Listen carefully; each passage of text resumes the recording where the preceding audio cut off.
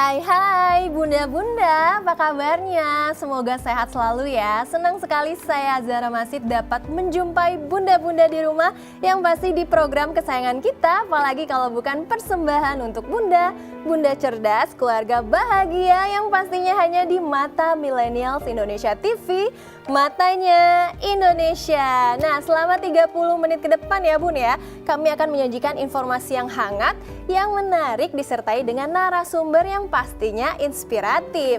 Dan pada episode kali ini kami akan membahas mengenai mengoptimalkan IQ dan EQ anak-anak nih bunda-bunda di rumah. Jadi ya, setiap orang tua ini tentu ingin anaknya tumbuh cerdas.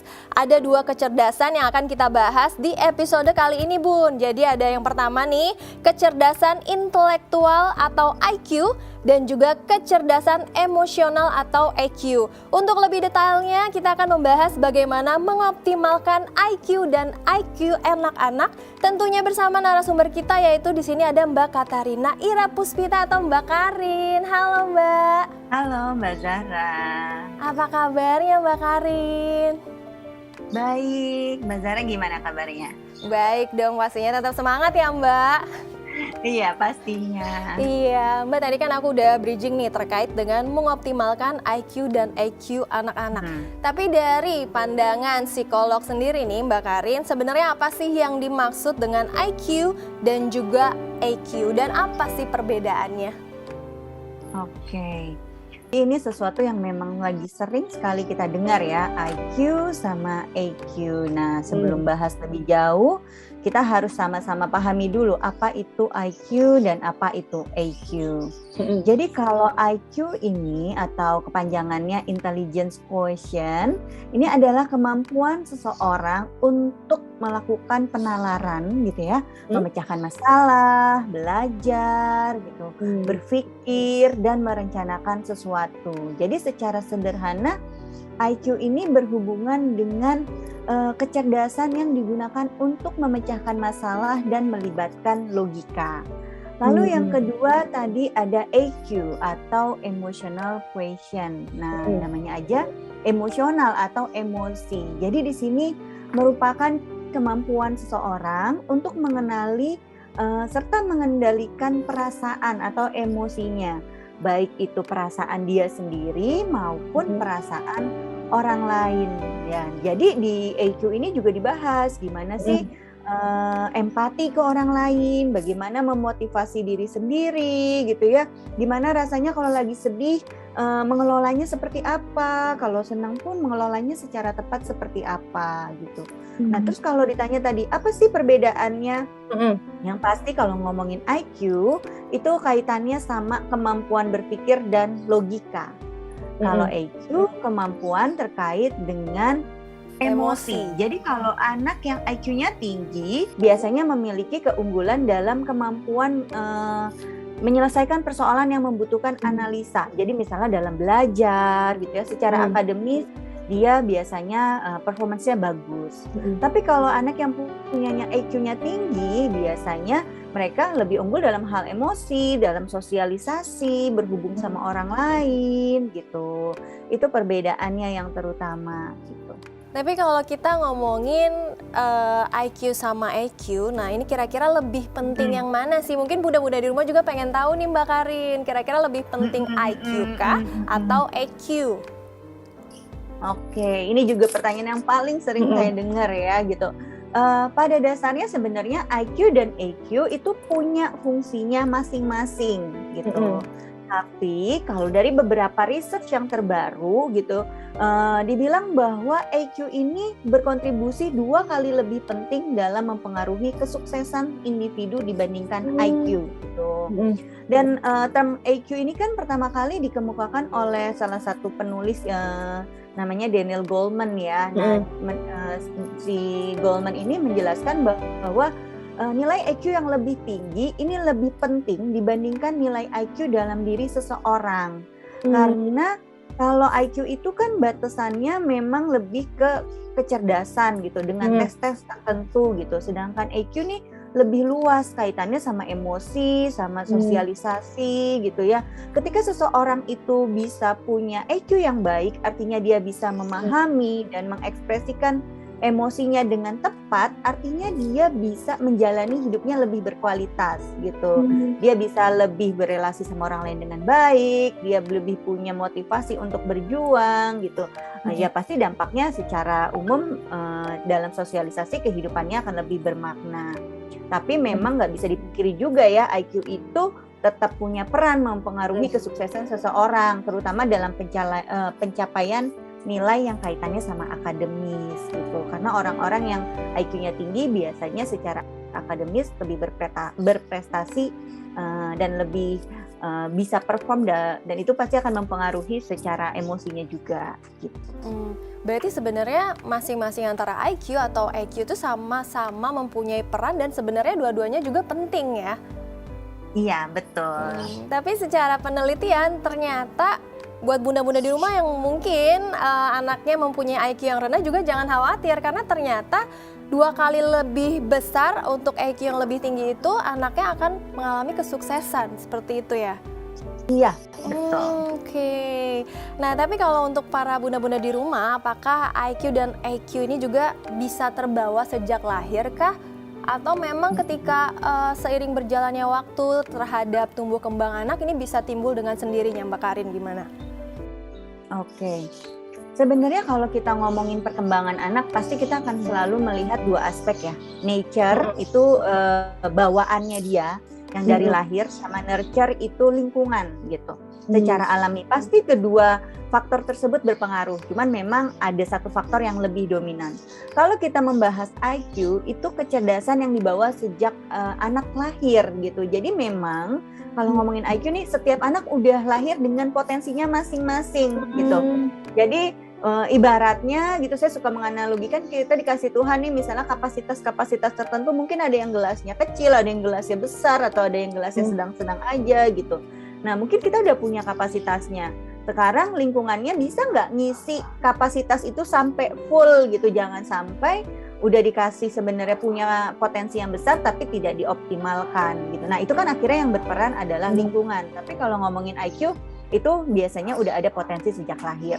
Kalau EQ, nah ini memang lebih berkembang seiring dengan pertumbuhan anak. Jadi sangat dipengaruhi oleh faktor lingkungan yang lebih bisa mengarahkan emosi anak gitu ya. Itu akan membantu perkembangan EQ-nya akan jadi lebih baik. Berarti dua-duanya memiliki peranan yang sangat penting sekali nih bunda-bunda. Tapi ya ini kalau kita ngomongin IQ dan EQ-nya sama-sama memiliki jumlah skor yang beda-beda. Nah sebenarnya pada satu anak ini apakah jumlah IQ dan EQ itu bisa setara jumlahnya? Ataukah memang pasti IQ ada yang lebih tinggi nih atau EQ yang lebih tinggi? Jadi dua-duanya tidak bisa sama seperti itu. Sebenarnya tidak ada penelitian yang bilang apakah harus sama atau pasti yang berbeda atau tidak ya. Tapi memang ini kan 2 aspek yang berbeda gitu. Jadi sangat mungkin ada anak yang IQ-nya lebih tinggi, terus EQ-nya tidak terlalu tinggi, atau kebalikannya, atau sama gitu. Harapannya sih dua-duanya dapat berimbang sehingga anak bisa berfungsi dengan baik dalam kehidupannya sehari-hari gitu. Jadi memang ya tidak selalu pasti sama tinggi gitu kan. Ada juga yang anak yang pintar sekali tapi secara sosialisasi misalnya kurang baik, atau ada anak yang memang dia sangat pintar bersosialisasi, temannya banyak, tapi secara akademis biasa-biasa saja gitu. Jadi tidak ada tolak ukur bahwa ini udah pasti kalau IQ-nya tinggi pasti EQ-nya tinggi, atau kebalikannya itu belum tentu gitu. Tapi diharapkan untuk IQ dan juga EQ sebenarnya bisa seimbang juga ya Mbak Karin. Tapi sebenarnya memang kalau ngomongin IQ dan juga EQ itu pasti berbeda, adalah suatu hal yang berbeda ya bunda-bunda di rumah. Tapi Mbak Karin ini kita mau break sebentar, nanti pertanyaannya lanjut lagi di segmen berikutnya. Untuk para bunda-bunda di rumah jangan kemana-mana, tetap di Persembahan untuk Bunda.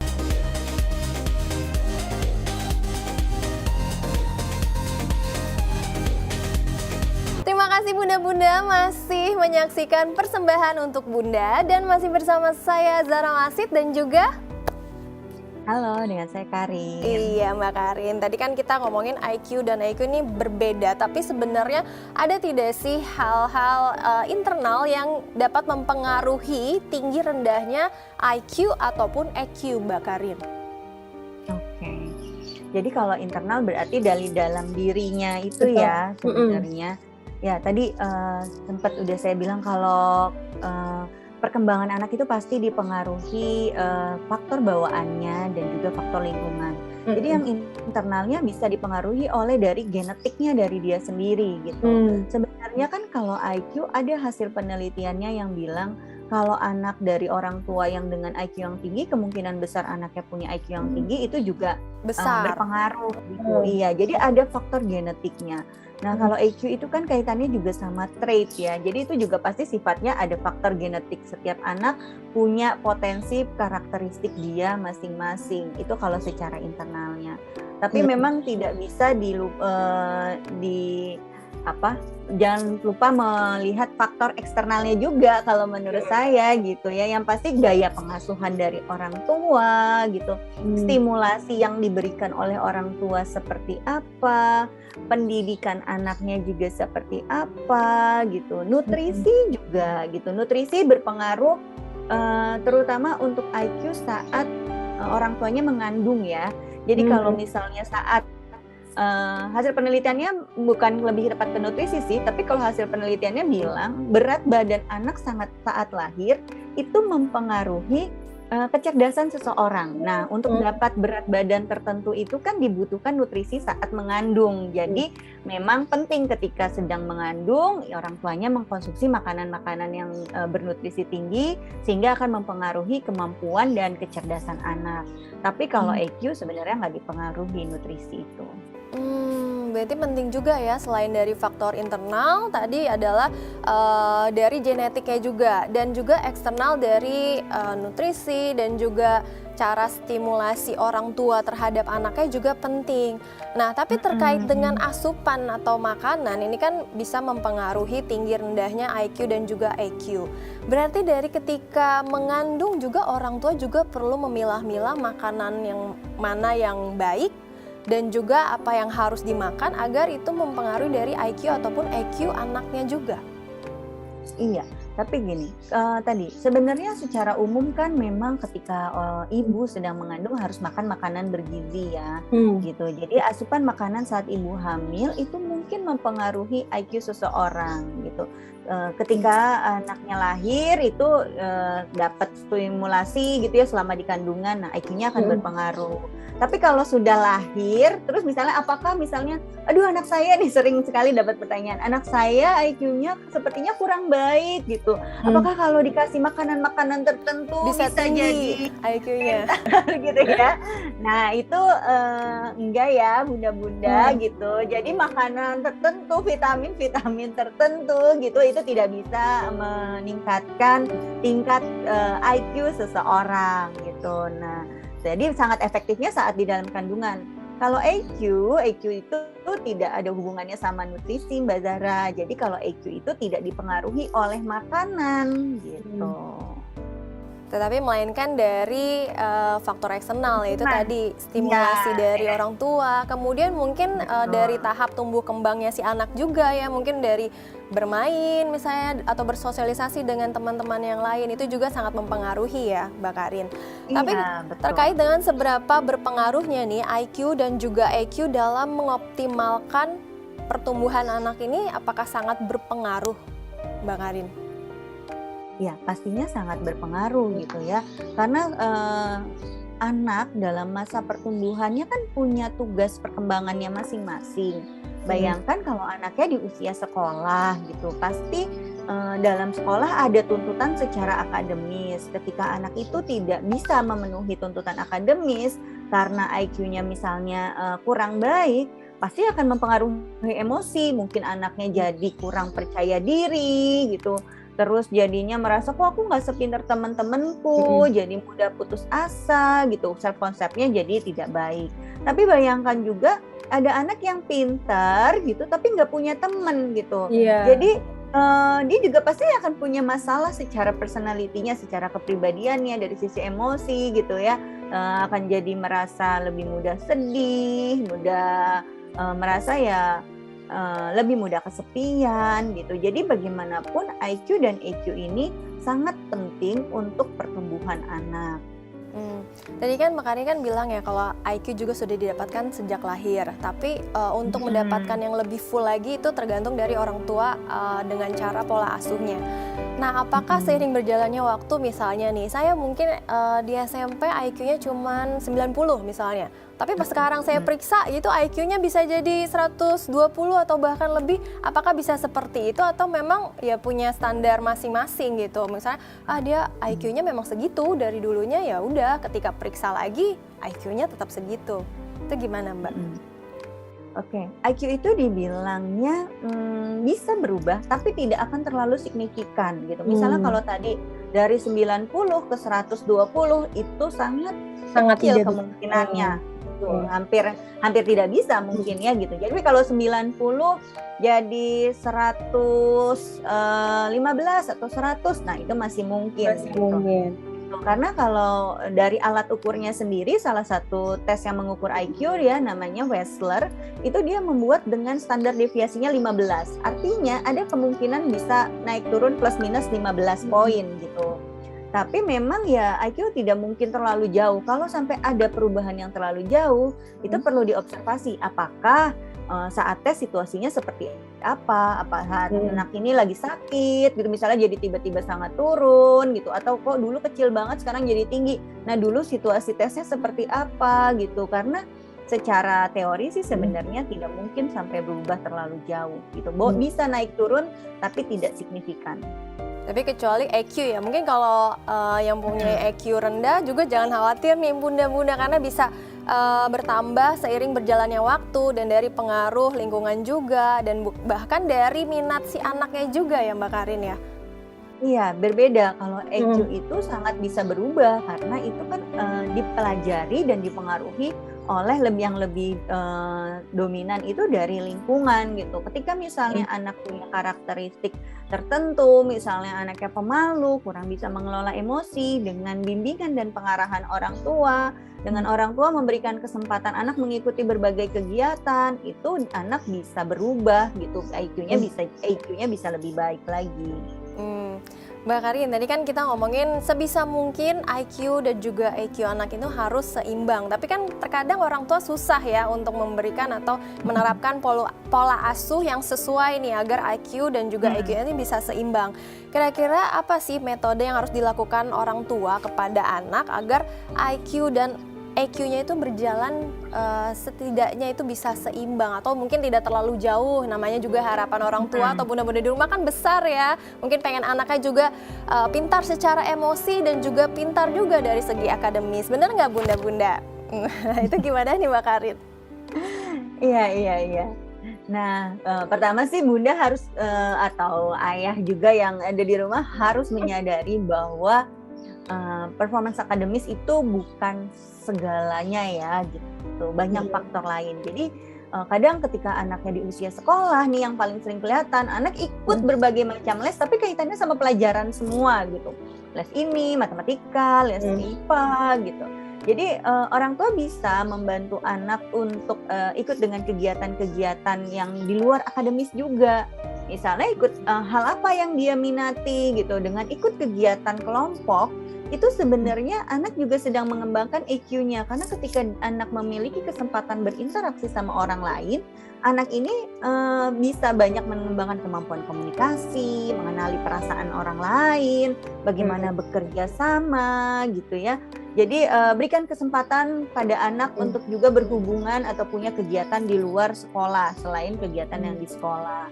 Lalu beri di rumah, coba berikan anak kesempatan untuk mengambil keputusannya sendiri misalnya. Jadi jangan apa-apa orang tuanya yang putuskan, jangan apa-apa dibantu gitu. Jadi biarkan anak belajar untuk mandiri, mengambil keputusan sendiri dan melakukan sesuatu yang sudah bisa dia lakukan sendiri. Itu beberapa ini cara paling yang bisa dilakukan. penting ya Mbak Karin. Jadi buat bunda-bunda di rumah jangan ngasih les akademik, terus non akademisnya juga harus diperhatiin. Misalnya anak suka musik, kasih les musik seperti itu ya Mbak Karin. Tapi Betul. jangan kemana-mana nih pemirsa, karena sebentar lagi kita break dulu ya Mbak Karin ya. Jadi tetap di persembahan untuk Bunda.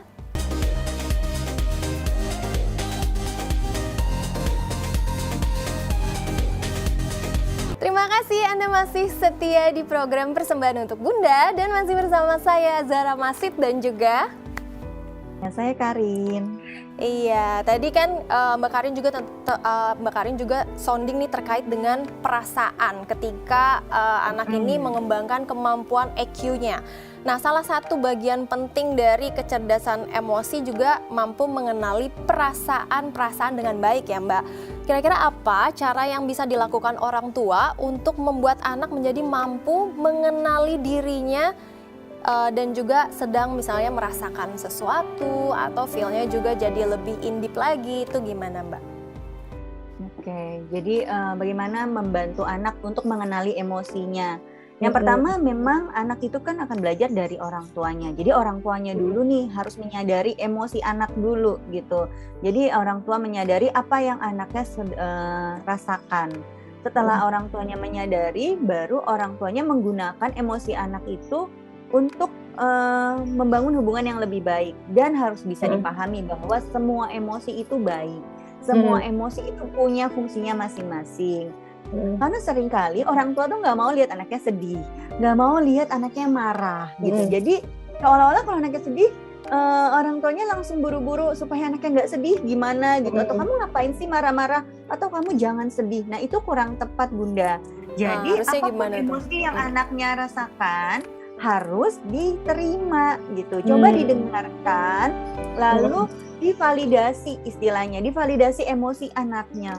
Oh, jadi kamu lagi sedih karena tadi kakak rebut mainan kamu ya gitu. Atau kamu marah karena teman kamu nggak mau ajak kamu main. Jadi di sini anak belajar, oke, yang aku rasa ini namanya sedih loh. Jadi aku sedih karena ini. Dia belajar label emosinya, dia belajar mengenali emosi yang dirasakan apa gitu.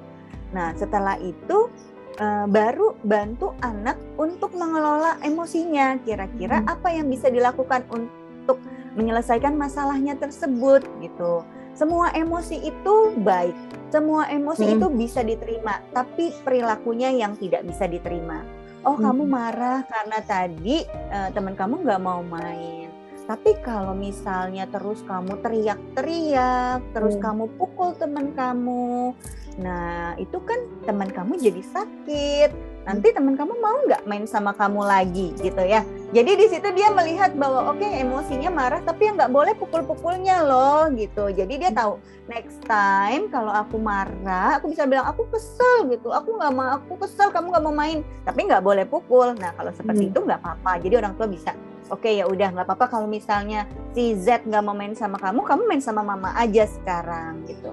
Atau kamu bisa ajak kakak main. Jadi ada solusi dari emosi yang dia rasakan, terus solusinya apa gitu. Berarti ini terlepas dari anak itu salah atau benar, berarti orang tua harus menjadi good listener terlebih dahulu, Mbak? Iya, betul Mbak Zahra. Nah, kalau misalnya kita ngelihat tolak ukur atau misalnya IQ dan IQ ini apakah mempunyai nilai standarisasinya seperti apa? Misalnya apakah orang pintar nilai IQ-nya tuh harus sekian misalnya, atau EQ-nya harus sekian seperti itu? Ataukah memang yang di bawah nilai dari standar tersebut ya mungkin dia bukan orang yang pintar gitu? Apakah nilai IQ dan juga EQ ini mempunyai kategorisasi tersendiri? Atau memang gimana Mbak? Oke, kalau IQ itu kan didapatnya dari standardized test ya. Jadi ada tes yang terstandarisasi untuk mengukur IQ gitu. Nah ini memang ada skornya, tapi memang tergantung alat ukur yang digunakan. Tapi yang paling sering digunakan secara umum kalau IQ itu pakai Wechsler tadi. Kalau untuk Wechsler normal itu atau rata-rata 91 sampai 110. Di bawah 91 itu ada tingkatannya lagi, di bawah rata-rata gitu ya.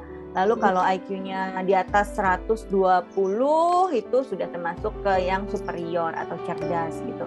Tapi sebenarnya IQ kan lebih dari sekedar angka ya kalau menurut saya, tapi lebih ke aspek-aspek apa yang diperoleh dari kemampuan anak tersebut. jangan terlalu terpaku sama angkanya berapa, tapi kategorinya. Kadang di tes di tempat lain skornya bisa berbeda, terus orang tua jadi bingung, kok di sana saya nilainya segini, Nah, itu kenapa tuh, Mbak? ini gitu beda. Ya karena kalau alat tesnya berbeda, sangat mungkin hasilnya berbeda kan, gitu. Gitu. Jadi makanya sebenarnya jangan terlalu terpatok pada angkanya, tapi sebenarnya kategorinya. Mungkin di tes yang X dapat nilai 91 itu di atas rata-rata, tapi di tes yang Y 91-nya itu rata-rata gitu. Nah, jadi nggak bisa dibandingkan langsung angkanya. Lihat aja kategorinya di mana dan jangan terlalu terpaku pada angkanya.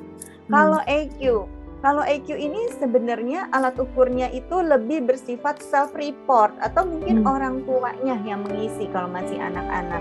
Jadi sebenarnya sih tidak ada terlalu kategori yang jelas skornya berapa gitu ya, normanya tuh kalau yang anak IQ-nya tinggi berapa gitu. Lebih ke kategori apakah baik, cukup baik, cukup baik, kurang baik gitu ya.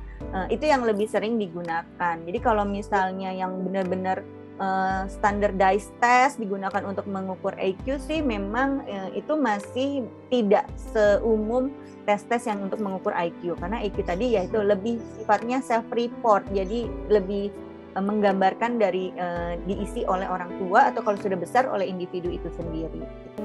Tapi yang saya ingin tanya, mungkin mewakili bunda-bunda juga di rumah nih, kira-kira kapan orang tua harus menyertakan anaknya untuk mengikuti tes IQ ataupun EQ tadi? Supaya misalnya orang tua tahu dan biar lebih mengasah pola asuh terhadap tumbuh kembang anak tersebut, Mbak. Sebenarnya tidak ada patokan umur sih, tapi biasanya orang-orang itu datang itu ya karena ada tujuannya, misalnya anaknya mau masuk sekolah dasar gitu ya, atau mau masuk tingkat pendidikan tertentu gitu, atau memang orang tuanya butuh pendampingan gitu untuk pengasuhan. Jadi sebenarnya kalau ditanya bisa dites dari kapan, dari 3 tahun pun sebenarnya bisa gitu, tapi saya katanya tujuannya apa sih gitu, apakah memang harus dilakukan tes atau sebenarnya dengan konsultasi pun sebenarnya itu bisa mendapatkan apa yang dibutuhkan oleh orang tua gitu. Karena khawatirnya ya seringnya tuh tes gitu ya, tapi orang tuanya jadi tidak bisa menangkap sebenarnya perkembangan anaknya seperti apa dan hanya terpaku sama skor tadi. Itu yang sangat jadi sering salah gitu dalam masyarakat umum.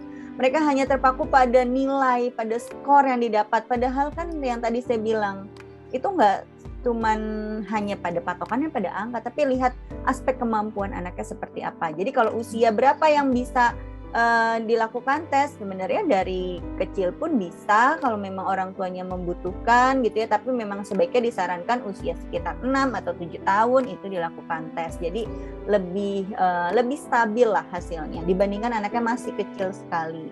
Berarti lebih stabil di usia 7 tahun ya bunda-bunda kalau pengen periksa nih anaknya IQ-nya berapa ataupun EQ-nya berapa. Tapi ya Mbak Karin, kalau misalnya kita ngomongin optimalisasi stimulus IQ dan EQ itu lebih bagus di usia berapa ya? Ini hanya stimulusnya, tadi kan kita ngomongin tesnya, tapi kalau untuk stimulusnya apakah dari 0 sampai 5 tahun kah? Ataukah ada spesifiknya lagi untuk usia anak tersebut? Secara umum anak akan berkembang secara optimal di awal-awal kehidupannya ya gitu. Jadi kalau mau optimalisasi kemampuan anak ya memang sebaiknya dilakukan sejak dini di awal-awal tahun kehidupan anak. Nah, 5 tahun pertama itu penting buat mempengaruhi perkembangan anak gitu. Dan itu juga akan membentuk habit anak juga. Jadi kalau orang tua mau mengoptimalisasi itu ya memang harus dimulai dari awal. IQ ataupun EQ ya harus dilakukan sedari dini. Nah kira-kira kalau untuk pola asuh orang tua untuk ngajarin anaknya supaya IQ ataupun EQ-nya ini lebih tinggi, ada caranya nggak sih Mbak? Mungkin Mbak Karin bisa ngasih contoh nih kepada bunda-bunda di rumah bagaimana cara menerapkan pola asuh terkait dengan meningkatkan IQ dan juga EQ anaknya di rumah. Oke. Nah, kalau untuk IQ sebenarnya Bunda perlu menstimulasi anak dalam kegiatan-kegiatan yang sifatnya mengedukasi. Gimana caranya? Dari permainan-permainan sebenarnya. Jadi permainan apapun itu bisa jadi kegiatan yang mengedukasi. Bermain Lego, bermain puzzle gitu ya. membaca buku cerita gitu. Jadi jangan hanya bermainan yang sifatnya fun. Ya pasti mainan memang ada funnya, tapi juga ada edukasinya Bunda. Jadi Bunda coba ajak anak dalam permainan-permainan yang mengedukasi. Itu akan sangat membantu. Lalu kalau untuk EQ, ya itu balik lagi ke pengasuhan. Misalnya gimana cara Bunda merespon ketika anaknya lagi tantrum. Gimana ketika anaknya misalnya lagi nangis gitu ya, terus mengajarkan nilai-nilai yang baik tuh dalam lingkungan sosial seperti apa, gimana caranya berinteraksi, misalnya ketemu temannya, diajak, ayo kenalan, gimana nih kalau ketemu orang yang lebih dewasa, misalnya harus menyapanya seperti apa, kalau ditanya harus lihat matanya, jangan lupa bilang terima kasih, tolong gitu, itu kan bagian dari perkembangan EQ juga. Jadi kalau EQ ini memang erat kaitannya bagaimana orang tua menerapkan pengasuhan secara positif ke anak sehingga akan membantu anak punya perkembangan emosi yang baik. Berarti benar-benar di rumah juga harus kreatif nih dalam memberikan edukasi ataupun pengajaran kepada anak-anaknya. Karena ini penting sekali nih Bun, dari usia 0 sampai 5 tahun itu untuk memberikan stimulus yang baik agar IQ dan EQ si anak ini dapat meningkat dan juga bahkan lebih baik. Dan kalau misalnya kita ngomongin peminatan dari karakter setiap anak ini kan berbeda-beda, apakah ada pengaruhnya dengan IQ dan juga EQ? Peminatan maksudnya ketertarikan anak ya, betul. Sebenarnya minat itu tidak ada kaitannya sama IQ dan EQ ya, tapi lebih kepada exposure, seberapa banyak anak mendapatkan kesempatan dan informasi mengenai hal tersebut gitu. Bayangkan anak yang orang tuanya suka musik gitu, mungkin dua orang tuanya yang suka nyanyi, suka main alat musik, pasti dari kecil kan anaknya akan lebih banyak mendapatkan pengenalan terhadap hal tersebut. Nah, anaknya akan punya kecenderungan untuk lebih menyenangi musik dibandingkan anak-anak yang lain gitu. Jadi kalau misalnya Bunda atau Ayah di rumah ingin tahu apa sih minat anak saya, kalau masih kecil sih tidak ada tesnya. Pasti pun ahli atau psikolog di luar sana pasti akan lebih menyarankan coba observasi anaknya, lalu coba berikan kesempatannya. Jadi coba nih misalnya, anak ini coba diikutin les A, terus diobservasi, oh dia ternyata kalau di les nyanyi, dia sepertinya nggak terlalu suka. Oke, kalau gitu mungkin dia tidak memiliki minat di situ gitu. Tapi kadang minat dan bakatnya berbeda ya. Jadi anak gak suka tapi punya potensi, atau anaknya punya potensi tidak punya potensi tapi suka gitu. Nah, itu kan orang tua yang bisa melihat dulu, dan jangan lupa anaknya memang harus diberikan kesempatan untuk mencoba. Kalau anaknya bosan, jangan buru-buru diberhentikan. Coba ya udah deh istirahat dulu, break dulu, nggak les beberapa waktu. Nanti di-encourage lagi, didorong lagi, yuk ikut yuk lesnya gitu. Terus kalau udah diikutin lagi, terus masih kelihatan tidak tertarik atau tidak memang menikmati, ya oke, berarti di stop, ganti lagi tes yang lain, les yang lain gitu. Jadi ya mudah-mudahan sebenarnya yang paling penting dan poin yang pertama itu adalah harus dekat dengan anak, dan jangan lupa juga untuk memberikan edukasi baik akademis maupun non akademis. Tapi ini Mbak Karin, kita nggak berasa ternyata sudah di penghujung acara, padahal ini informatif sekali info-infonya. Terima kasih ya Mbak Karin sudah hadir di Mata Millennials Indonesia TV.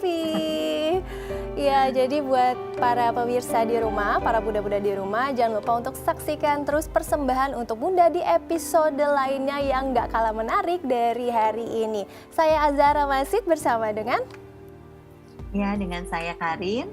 Kami pamit undur diri. Bye-bye.